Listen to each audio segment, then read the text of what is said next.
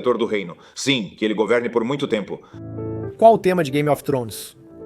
A pergunta é simples, e quem conhece a série ou os livros pode respondê-la à sua maneira.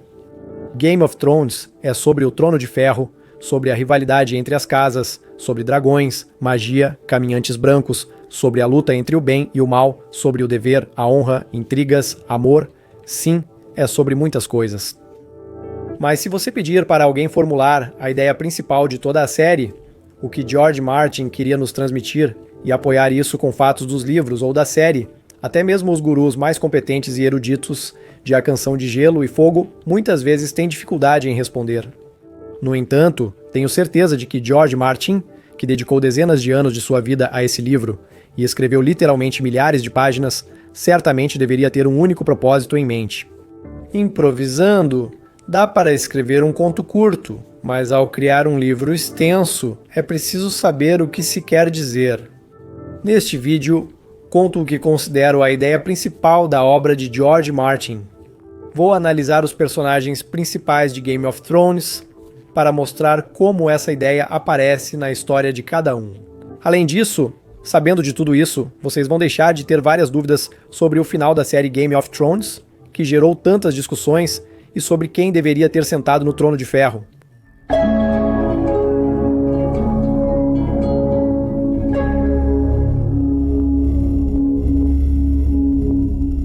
O sucesso de Game of Thrones vem da mistura de gêneros. George Martin uniu drama histórico, thriller político e fantasia, criando um mundo único que conquistou milhões. É justamente na junção dos gêneros que muitas vezes nasce algo realmente novo e original.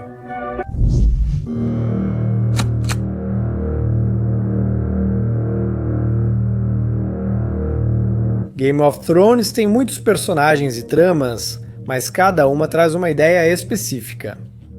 Mindinho personifica intrigas e sede de poder. Ele vê o caos como uma escada para o topo, não uma ameaça. O caos não é um fracasso. O caos é uma escada. Ned Stark é o símbolo da honra e do dever, mas é justamente sua inflexível retidão que o leva a um desfecho trágico. Você é teimoso e honesto como seu pai. Isso é um elogio. A honra matou seu pai. Tywin Lannister é pragmático.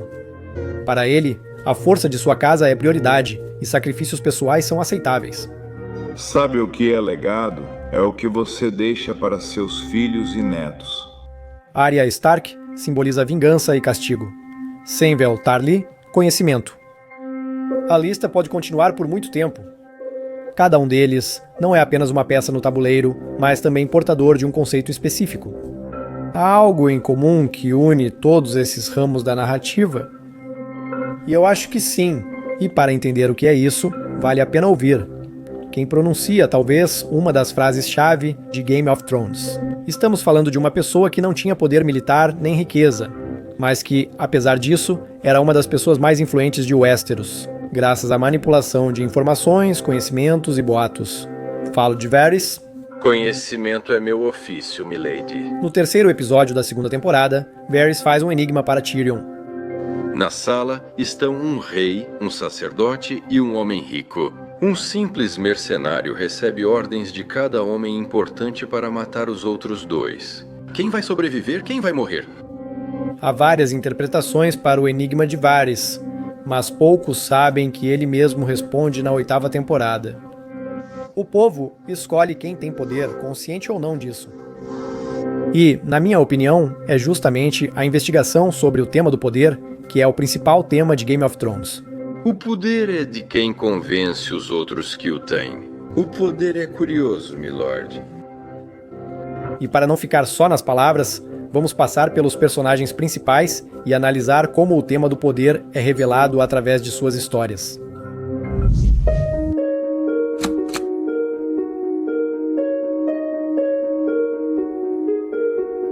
Daenerys iniciou como defensora dos desamparados, libertadora de escravos e protetora dos oprimidos, sempre ao lado do povo. Você libertará todos os escravos em Yuncar. Todos receberão o máximo de comida, roupas e bens que puderem carregar. Ela buscava ser uma governante justa, e sua imagem despertava a admiração. Carismática e determinada, liderava inspirando confiança em um futuro melhor, não pelo medo. Mas o poder é uma prova especial. Com o tempo, ficou claro que as ideias de Daenerys sobre poder eram ingênuas.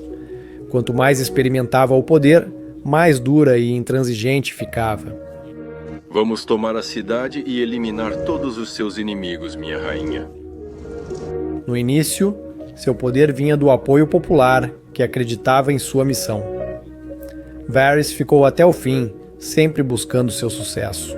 Até mesmo Tyrion ele libertou da prisão apenas para que ele se tornasse conselheiro dela. Monarca que intimida lordes e inspira o povo, amado por milhões. Ou venha comigo a Meereen, encontre Daenerys Targaryen e decida se vale lutar por este mundo. O poder muda as pessoas como confirmam psicólogos. Ele afeta o pensamento, reduz a empatia e leva o líder a se sentir acima das normas. Com aprovação constante, a pessoa acredita ser infalível e ter direito a tudo.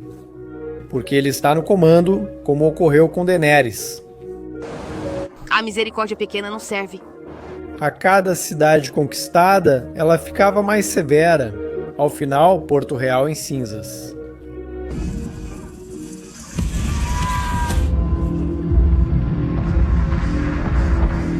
Isso não é um surto de loucura nem uma perda de juízo.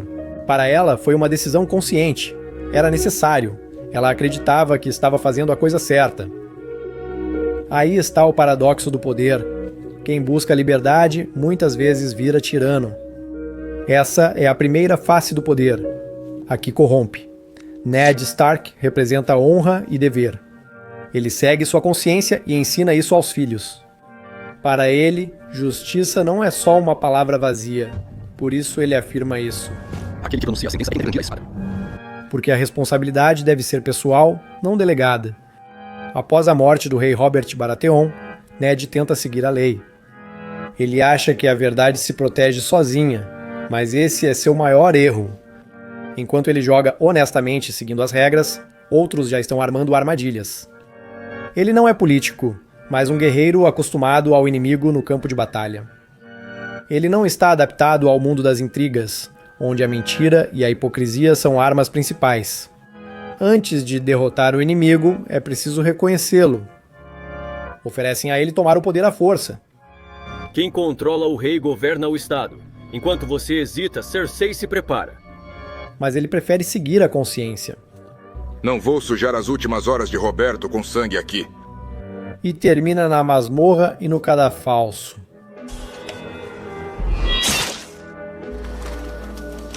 A história de Ned Stark reflete a visão de George Martin sobre poder.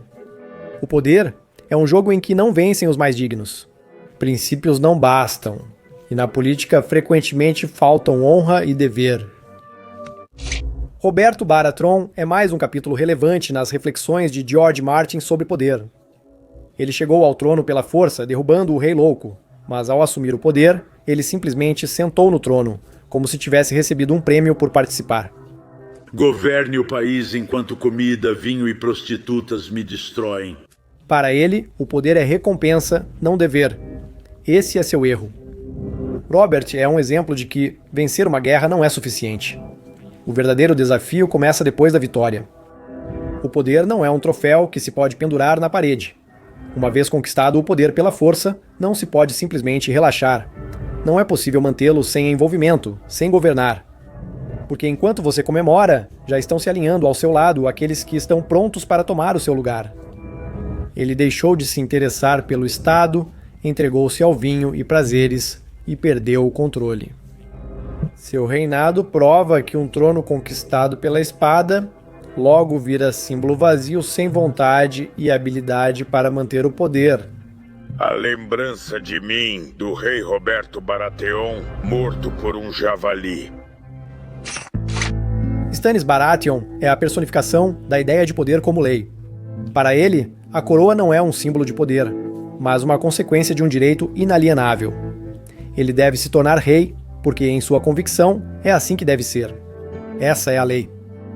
O trono de ferro é meu por direito. O principal argumento dele é o direito de sangue. Stannis não inspira, não conquista corações, nem busca aprovação. Seu poder é frio e seco, exige obediência, mas não motiva as pessoas. Jon Snow é outra faceta do poder. Assim como seu pai, ele busca governar com honestidade e justiça. Ele lidera as pessoas não por direito legítimo, mas pelo exemplo pessoal e pela força de seu carisma. Vou lutar por Jon Snow, Rei do Norte. Ele é um comandante e guerreiro corajoso, lutando ao lado dos soldados. Como Ned Stark, ele assume responsabilidade por suas decisões. Mas aonde isso leva? Seus próprios aliados o traem e o matam cruelmente. Pela patrulha! Pela patrulha! E no final, ele precisa demonstrar crueldade, executando os rebeldes, para afirmar sua força e direito ao poder.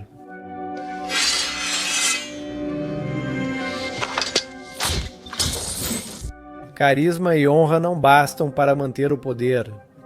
Às vezes, é preciso inspirar medo e mostrar força. E ninguém entende isso melhor que Cersei Lannister. Há uma cena marcante em que ela dá uma lição em Petyr Baelish, que tenta chantageá-la. Ouvi dizer que a atração pode unir até mesmo irmãos e irmãs. Quando todos descobrem, realmente fica constrangedor. Ele afirma que a fonte do poder é o conhecimento. Conhecimento é poder. Mas Cersei deixa claro que ele está enganado. Peguem ele, cortem a garganta dele. Ela dá a ordem para matá-lo e no mesmo instante a cancela. Parem. Mudei de ideia. Soltem-no. 3 passos atrás. Virem-se e fechem os olhos. Poder é força. Essa é a regra, mostrada também na cena com Ned Stark. Ele tem nas mãos um decreto assinado pelo rei Robert, um documento que o torna regente. O selo do rei não foi quebrado. Cersei rasga o documento, provando que é só um pedaço de papel. Essa é sua carta, Lord Stark. Um papel.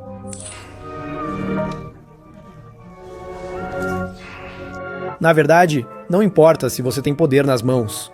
Por isso, sempre ao lado de Cerseia está Sor Gregor Clegane. Não é apenas um guarda-costas, mas a personificação viva dos princípios dela. Ele é a demonstração da própria regra que ela segue. Poder é força. Cerseia não busca justiça ou ser amada, e num mundo onde os vencedores ditam as regras, sua postura é assustadoramente eficaz. O problema é que seu poder pode ser superado por uma força maior, como quando Porto Real é incendiada pelo dragão de Daenerys. Já que mencionamos a cena com Cerseia e Mindinho, vale a pena falar mais detalhadamente sobre Petyr Baelish. Quem tem muito poder às vezes não tem tato. Mindinho personifica o poder pela intriga. Ele não tem exército, direito de sangue, não inspira e gera desprezo. Sua arma é manipular informações e criar intrigas. Ele constrói sua carreira manipulando as ambições dos outros, colocando aliados uns contra os outros e depois recolhendo os restos, aproximando-se cada vez mais do trono.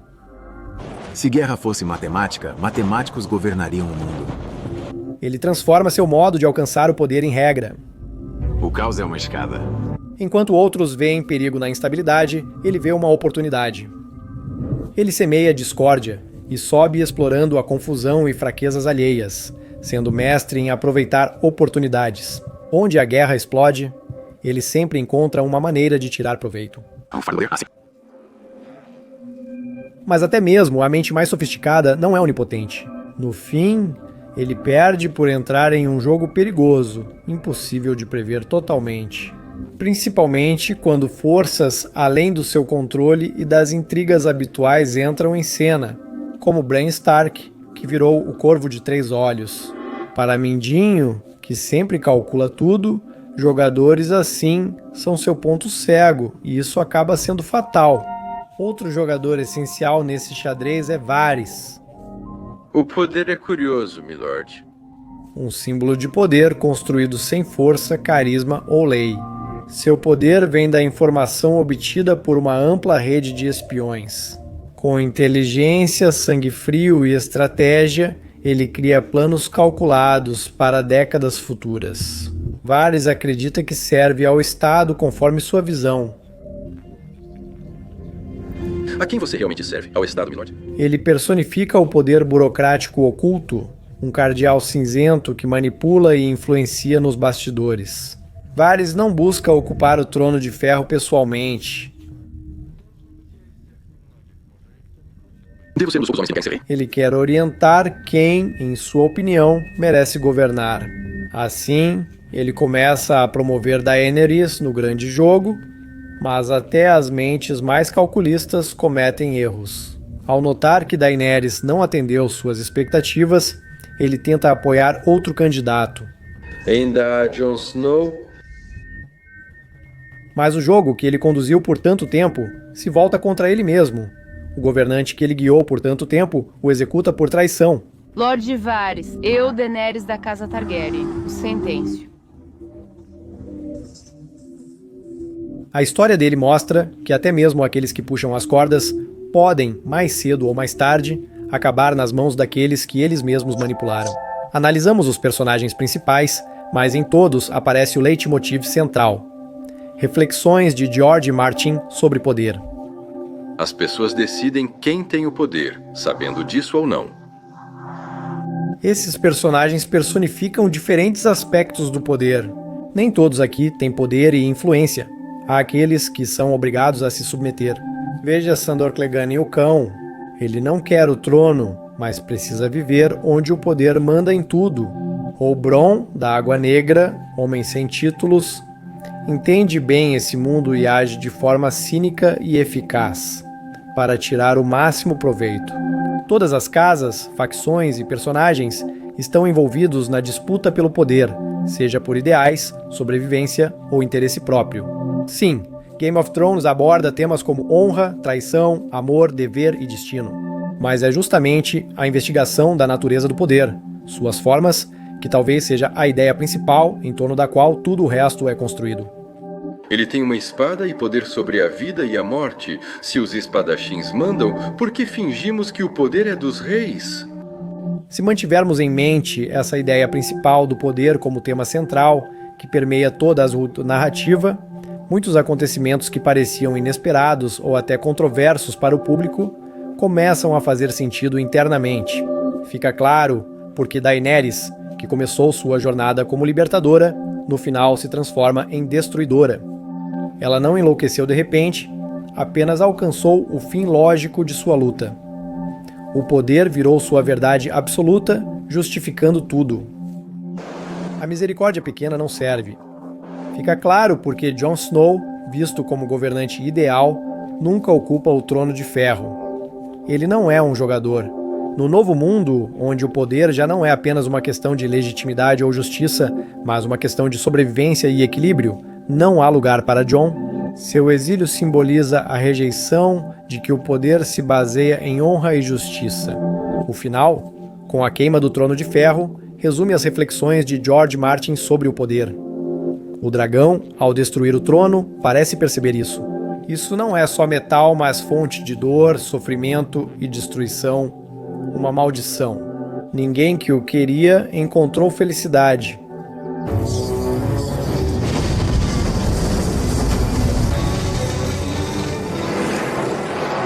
Através desse ato, Martin parece dizer: o desejo de poder é destrutivo por natureza. Mesmo que você vá até ela com boas intenções, no processo você corre o risco de se tornar aquilo que queria derrubar. O poder muda, subjuga e exige sacrifícios.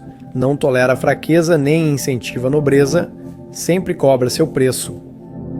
Bran sobe ao trono justamente por ter perdido ambições pessoais. Ele é um observador que transcendeu o jogo humano. Martin propõe uma ideia utópica. O poder deve ser livre de paixão, ambição e interesses pessoais, servindo em vez de governar. No nosso mundo, isso ainda é inalcançável, é claro. Mas como ideia, isso contrasta com tudo o que vimos em Game of Thrones. Depois do caos, das traições e do sangue. O trono não será de nenhum jogador, mas de quem nunca jogou. E essa é a declaração final de Martin. na qual ele coloca um ponto final em toda a saga.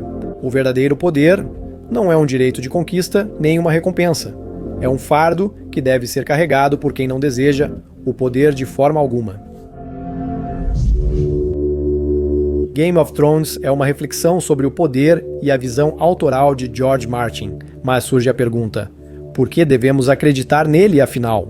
Porque agora a fantasia pode refletir sobre o poder e seus mecanismos. No começo, quis tratar desse tema em um só vídeo, mas logo percebi que seria difícil abordar tudo de uma vez. Por isso, optei por uma continuação separada para detalhar por que a visão de George Martin merece atenção. Mas se esse vídeo vai aparecer ou não, depende do seu interesse. Se você se identifica com esse tema, apoie o vídeo e o canal da maneira habitual. Também é possível ver outros vídeos de Game of Thrones neste canal. Ajuda muito na divulgação. Se a continuação já tiver sido lançada, veja o link abaixo ou ao final do vídeo.